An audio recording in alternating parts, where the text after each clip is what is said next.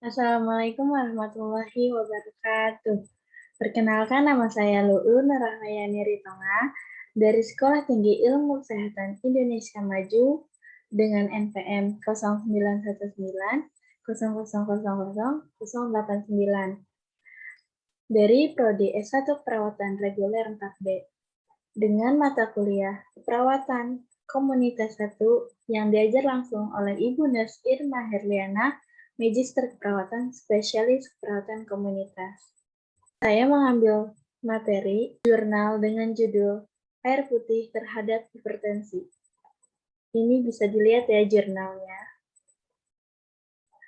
Hipertensi adalah tekanan darah persisten yang melebihi tekanan sistol di atas 140 mm air raksa dan tekanan diastol di atas 90 mm air raksa, menurut Smeltzer dan Baer, 2001. Hipertensi di masyarakat merupakan silent killer akibat dari penyakit ini yang tidak memiliki gejala khas yang disadari penderitanya.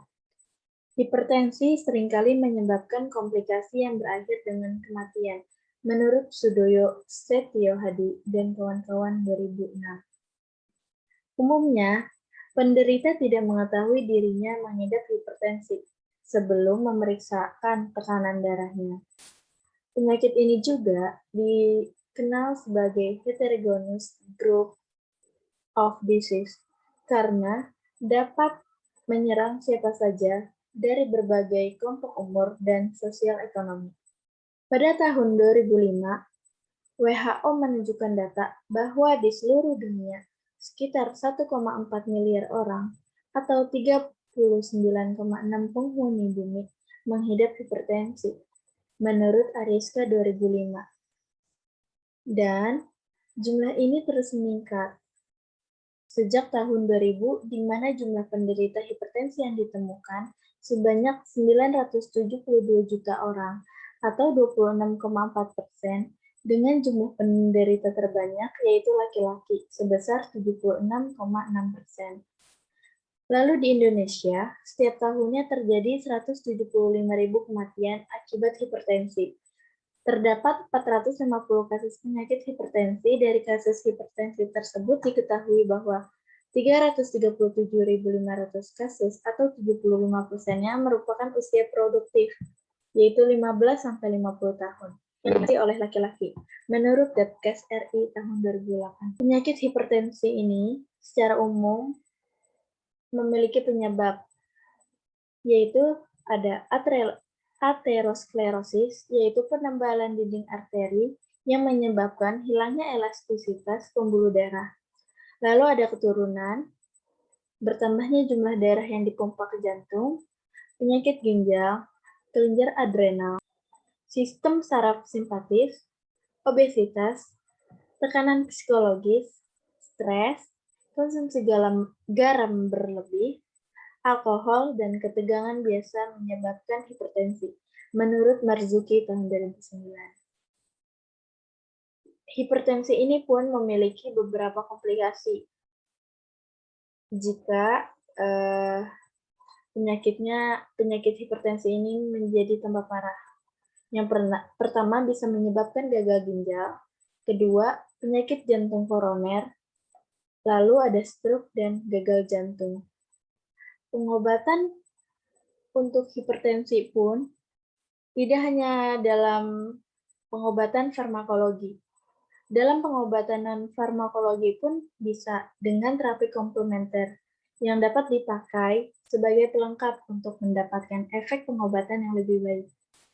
Menurut Virpina, menyatakan terapi komplementer menjadi populer disebabkan karena berbagai macam fenomena, termasuk otonomi individu untuk memutuskan tindakan kesehatan, biaya yang tinggi dan persepsi tentang keamanan dari obat tersebut. Kepopuleran terapi komplementer menyebabkan pendidikan dan klinik untuk memberikan perhatian yang lebih besar. Nah, salah satu terapi komplementer yang dapat diterapkan adalah terapi air.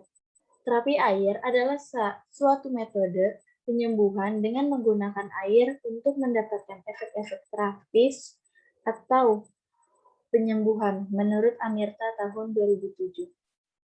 Terapi air pertama kali dikembangkan di India dan diyakini dapat mengatasi berbagai masalah kesehatan. Terapi air ini merupakan sebuah budaya di India yang disebut Usakala Cikitsa, sebuah istilah bahasa Sanskerta untuk terapi air. Penggunaan terapi air ini sudah meluas di Asia dan Amerika.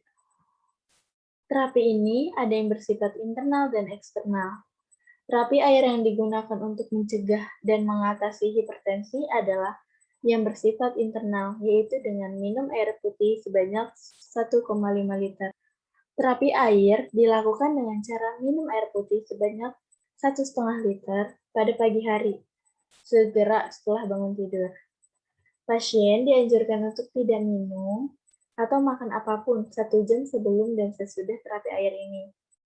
Terapi ini dapat menggunakan air yang sudah dimasak atau air jernih yang sudah menjalani penyaringan. Air yang diminum sebaiknya memiliki suhu yang sama dengan suhu kamar atau suhu kuku. Penggunaan air es atau yang terlalu hangat tidak dianjurkan karena dapat mengakibatkan mual maupun perasaan perih di lambung, menurut Sakti Foundation tahun 2007. Terapi air putih 1,5 liter setelah bangun tidur pagi dapat dihabiskan secara berkala dalam jangka waktu 30 menit selama 1 bulan.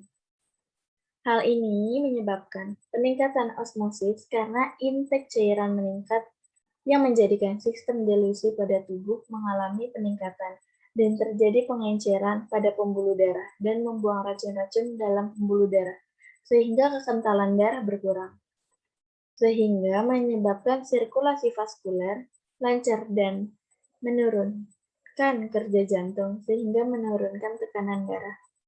Terapi air ini bertujuan untuk bukan untuk memenuhi rasa haus, tetapi membantu memudahkan pembuangan zat-zat beracun yang berasal dari dalam tubuh. Mengkonsumsi air dalam jumlah banyak sebaiknya dilakukan pada pagi setelah bangun tidur. Hal ini dikarenakan lambung berada dalam keadaan kosong pada pagi hari setelah bangun tidur, sehingga dinding lambung dapat menyerap air dengan cepat untuk kemudian dialirkan ke usus, menurut Hamad tahun 2007. Pada orang hipertensi akan terjadi peningkatan RAA, yaitu renin-angiotensin-aldosteron, di mana komponen RAA yaitu renin-angiotensin adalah vasokonstriktor dan aldosteron adalah hormon yang menyebabkan retensi natrium. Konsumsi air putih membantu proses pembuangan racun-racun di dalam tubuh, termasuk gula yang berlebih, menurut Sudarmoko tahun 2010. Hal ini pun diperkuat dengan penelitian James tahun 2010 bahwa dengan minum air putih menyebabkan terjadinya pemecahan gula. Untuk membantu mengeluarkan zat-zat melalui ginjal serta proses pembersihan organ tubuh, diperlukan jumlah cairan yang banyak dalam 1 kali pemberian di pagi hari, sekitar 1,5 liter atau 1,5 liter. Air di dalam tubuh, menurut Amirta tahun 2007, berfungsi untuk memperlancar peredaran darah. Darah dalam tubuh manusia terdiri dari 90% air. Darah akan menjadi lebih kental bila tubuh kekurangan air. Hal ini disebabkan cairan di dalam darah tersedot untuk kebutuhan dalam tubuh. Darah ini berfungsi untuk membawa nutrisi dan oksigen ke seluruh tubuh, sehingga ketika tubuh kehilangan air secara terus-menerus, maka bisa dipastikan darah akan lebih cepat mengental. Akibatnya, jantung dipaksa untuk bekerja lebih keras memompa darah ke seluruh tubuh. Kesulitan untuk minum air 1,5 liter sekaligus mungkin akan terjadi khususnya pada awal melakukan terapi ini. Namun, lambat laun akan terbiasa. Metode melakukan terapi air putih dapat dimulai dengan minum 4 gelas air terlebih dahulu, dan 2 gelas lagi diminum 2 menit kemudian. Cara lainnya dapat dilakukan dengan minum 2 gelas air terlebih dahulu, kemudian 1 gelas setiap 5 menit. sampai menghabiskan sebanyak 1,5 liter air yang telah tersedia, menurut William tahun 2007. Mungkin cukup sekian penjelasan dari saya tentang terapi komplementer pada penderita hipertensi dengan menggunakan air mineral atau air putih. Terima kasih. Wassalamualaikum warahmatullahi wabarakatuh.